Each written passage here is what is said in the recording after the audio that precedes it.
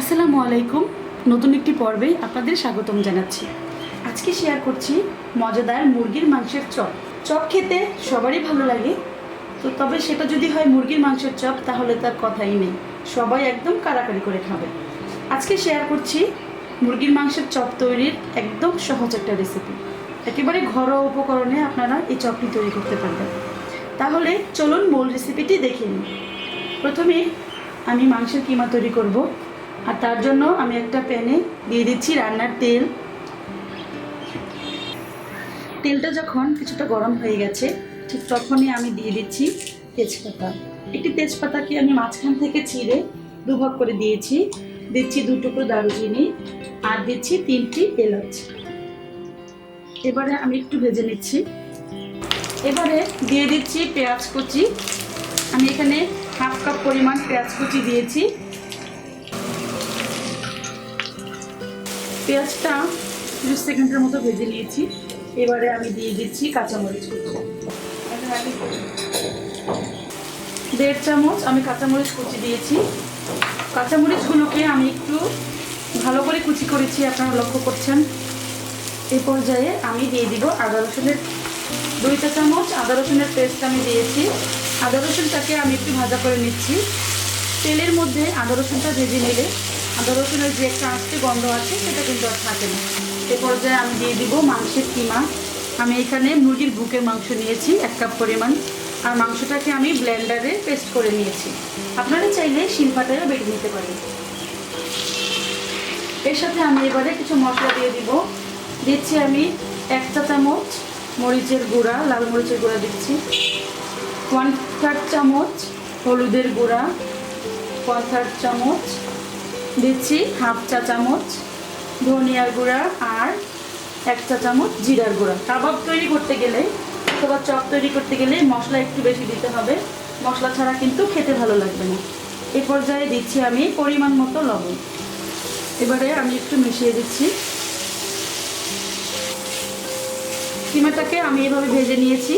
এ পর্যায়ে আমি একটু পানি দিয়ে দিব অল্প পরিমাণে।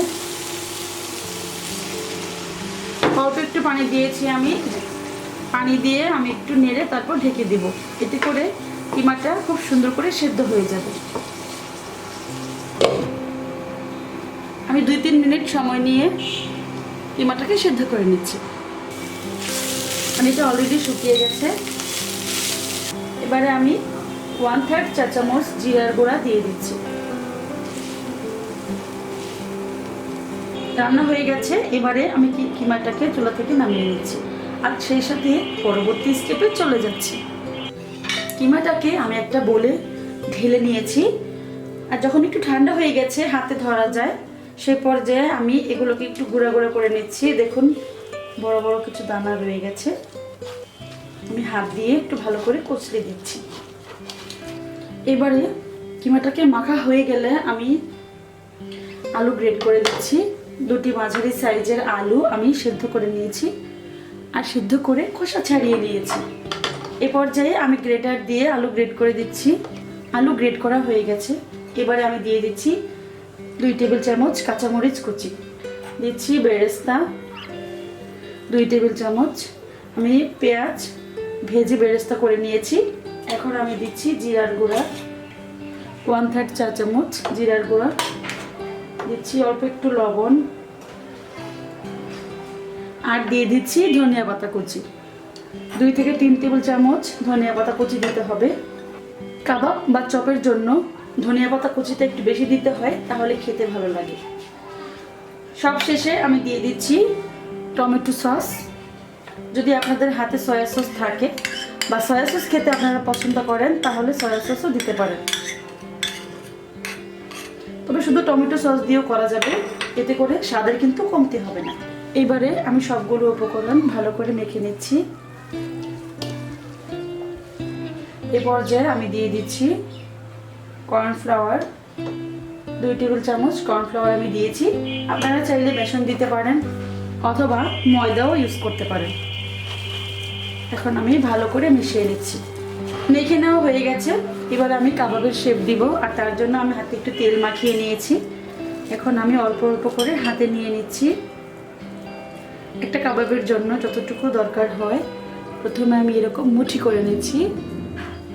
এবারে আমি হাতের তালুতে নিয়ে তারপর চ্যাপ্টা করে দিচ্ছি। এভাবে আমি একটু ঘুরিয়ে ঘুরিয়ে দিচ্ছি যাতে করে কোথাও ফাটা না থাকে।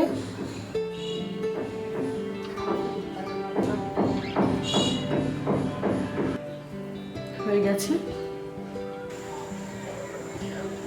অনেকগুলো কাবাবের শেপ আমি দিয়ে দিয়েছি। এবারে আমি ডিম কেটে নিব। একটা বাটিতে আমি দুটো ডিম ভেঙে নিচ্ছি। ডিমের মধ্যে আমি 1 চিমটি গরম মশলার গুঁড়া দিয়ে দিচ্ছি আর ডিমটাকে আমি ফেটিয়ে নিচ্ছি। ডিমটা ফেটানো হয়ে গেছে। এবারে আমার লাগবে ডিম আর ব্রেড ক্রাম্বস। আপনারা ব্রেড ক্রাম্বসের বদলে বিস্কুটের গুঁড়া দিয়ে এই কাবাবগুলো কোট করতে পারেন, অথবা যদি ব্রেড ক্রাম্বস তৈরি করতে চান তাহলে আমার চ্যানেলে অলরেডি ব্রেড ক্রাম্বসের ভিডিও আছে। আমার ভিডিও দেখে আপনারা ব্রেড ক্রাম্বস তৈরি করতে পারবেন। এবারে আমি এক এক করে কাবাব প্রথমে ডিম দিচ্ছি,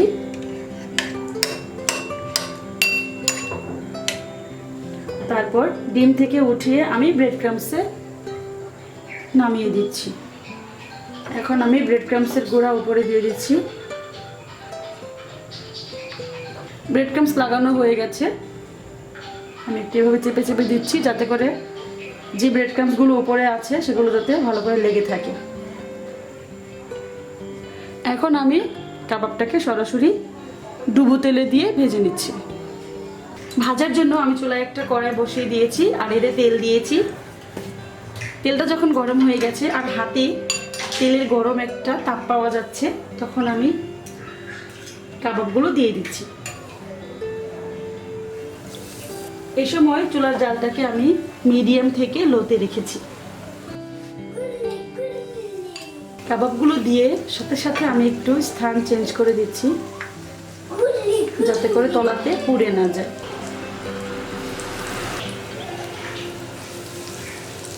যখন একটা পাশ ভাজা হয়ে যাবে তখনই কাবাবগুলোকে উল্টে দিতে হবে। আমি একটু ব্রাউনি করে ভেজে নিচ্ছি, এতে করে কাবাবগুলো দেখতে ভালো লাগে আর খেতেও কিন্তু দারুণ লাগে। যে চপগুলো আমি আগে দিয়েছি সেগুলো আগে হয়ে গেছে, দেখুন ব্রাউনি কালার চলে এসেছে। আমি নামিয়ে নিচ্ছি। নামিয়ে আমি কিচেন টিস্যুতে রাখছি যাতে করে এক্সট্রা তেলটা কিচেন টিস্যু সোক করে নেয়। আর এভাবে সবগুলো চপ আমি ভেজে নিচ্ছি। তৈরি হয়ে গেছে মজাদার মুরগির মাংসের চপ। চপ বা কাবাব যাই বলেন না কেন, খেতে কিন্তু ভীষণ মজা। গরম ভাত, পোলাও, ভুনা খিচুড়ি সবকিছুর সাথে খেতে পারবেন। চাইলে বিকেলের নাস্তা হিসেবেও খেতে পারেন অথবা অতিথি আপ্যায়নে দিতে পারেন। সবাই কিন্তু খেতে ভীষণ পছন্দ করবে।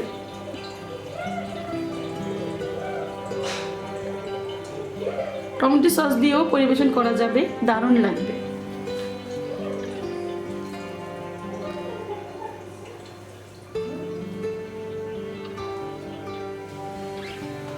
দর্শক, এই ছিল আমার আজকের রেসিপি।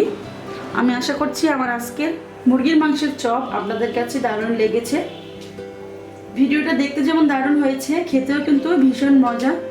আমার রেসিপি দেখে আপনারা অবশ্যই ট্রাই করবেন আর আপনাদের কাবাবগুলো খেতে কেমন হয়েছে সেটা আমাকে কমেন্টসে জানাবেন। পরবর্তীতে আমার চ্যানেলে কি রেসিপি আপনারা দেখতে চাচ্ছেন সেটা আমাকে কমেন্টসে জানাতে পারেন, আমি অবশ্যই ট্রাই করব। আজকের মতো আমি এখানেই বিদায় নিব।